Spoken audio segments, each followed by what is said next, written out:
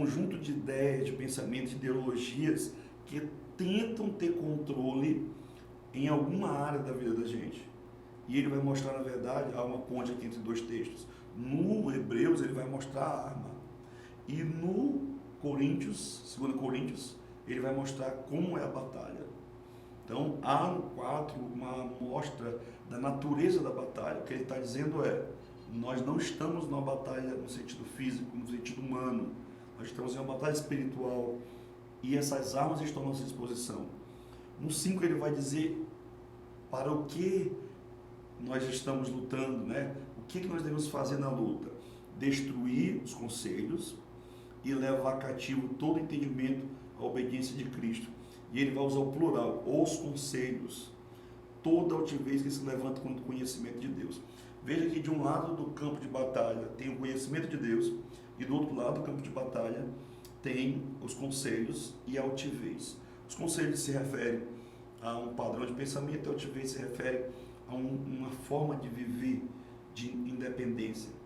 E ele vai falar de levar cativo. Ele já está falando do resultado da batalha.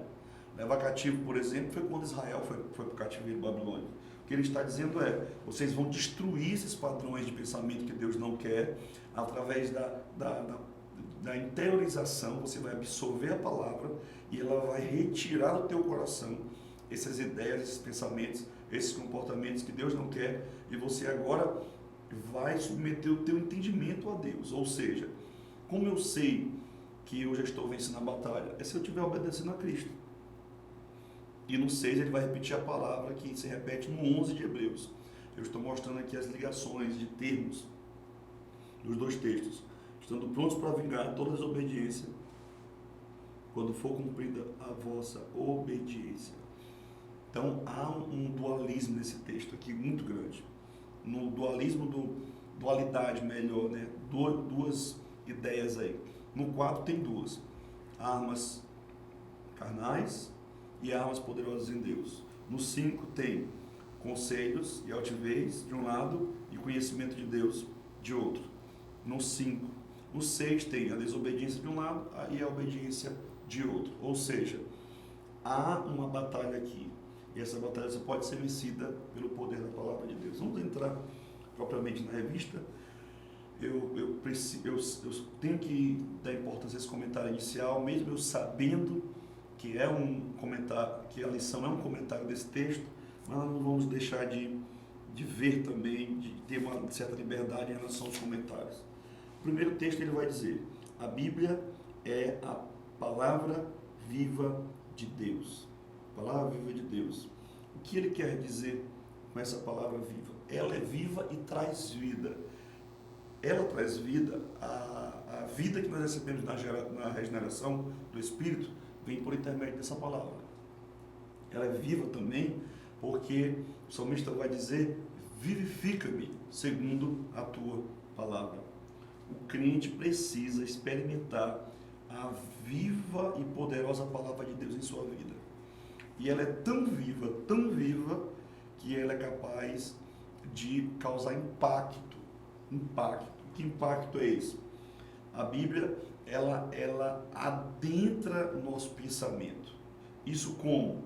Você está muitas vezes com um plano, sentado no banco da escola dominical, domingo de manhã, e você vai para essa aula e de repente chega lá, o professor começa a explicar a lição e fazer aplicações, explicações, e você de repente percebe que naquela fala tem uma mensagem para você.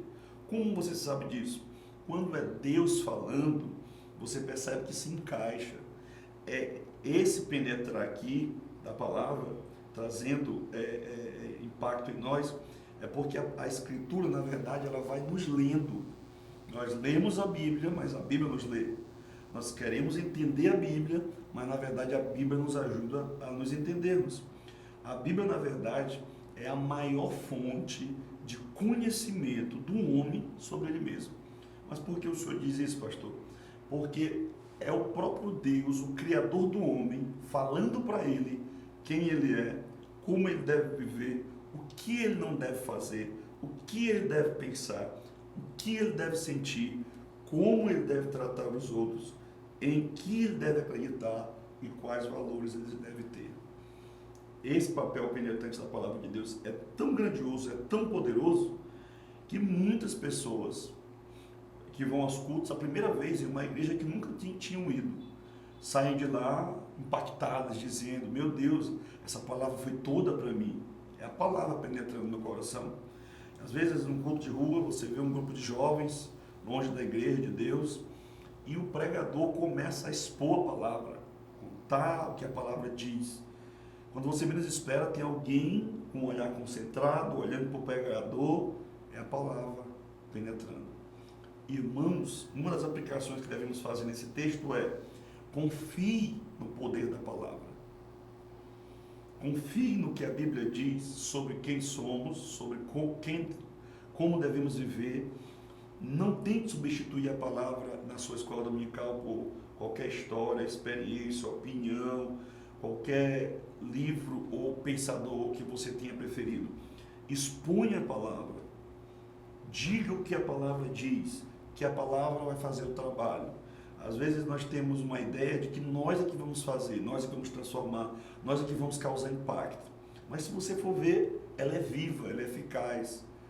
Ela é apta para discernir os pensamentos e intenções do coração. E esse discernimento, amados irmãos, é tão incrível, porque às vezes você vai ler a Bíblia com uma atitude meio que lendo para pensar em alguém que faz aquilo que eu estou lendo o texto. Eu estou lendo esse texto de Provérbios, eu lembro de um irmão que faz isso. Mas nós temos que ler a Bíblia em primeira pessoa. Eu tenho que ler a minha Bíblia para ela me transformar. Aqui está uma das grandes lições desta lição bíblica número 7. A Bíblia não existe só para me encher a minha cabeça de conhecimento, de referência bíblica, de doutrina de Deus, de Cristo, do Espírito Santo, do pecado. Eu preciso ter um relacionamento com a Bíblia a nível pessoal. E o que isso quer dizer? Eu vou ler a Bíblia para me ser transformado, moldado, formado, modificado, impactado pela palavra. Não adianta ser um ouvinte esquecido. Não adianta ouvir e edificar a casa sobre a areia. Deixe a palavra quebrar qualquer incredulidade, quebrar qualquer hipocrisia, qualquer rebeldia. Deixa ela revelar quem você é.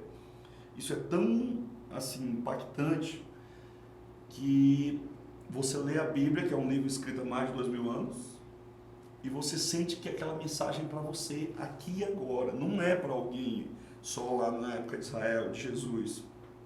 É para você, aí na sua sala, na sua casa, capturado, analisado, você sendo revelado pelas Escrituras. Confie na palavra de Deus, ela é poderosa.